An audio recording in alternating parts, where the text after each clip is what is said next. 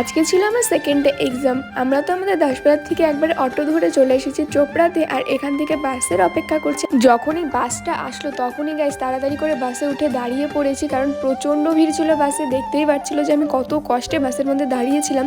তারপরে তো এখানে কলেজে এসেই এখানে লাইনে দাঁড়িয়ে পড়েছি, আর একটা ফ্রেন্ড আমাকে ভিডিও করে দিচ্ছিল। আমি বললাম তুমি ভিডিও করে দাও, আমি তোমার থেকে পরে নিয়ে নেবো। এই যে শুভ, যে আমাকে ভিডিওটা করে দিয়েছিল।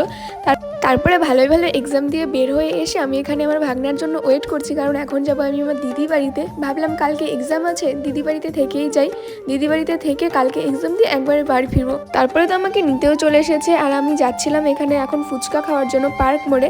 ফুচকা খেয়ে চলে এসেছি দিদি বাড়িতে। আর এইখানে দেখো দিশাও চলে এসেছে। দিশাকে কল করলাম যে আমি আসছি, বলার সাথে সাথে দিশা আমাকে নেওয়ার জন্য চলে এসেছে। তারপরে দিশাদের বাড়িতে আসলাম। এইখানে দিশা আবার পোগোকে একটু আটকে রেখেছিল, কারণ পোগো আমাকে দেখলে জানি না কেমন করে। চলো এই ভিডিওটা এতটুকুনি, দেখা হচ্ছে তোমাদের সাথে নেক্সট পার্টে। আপাতত টাটা।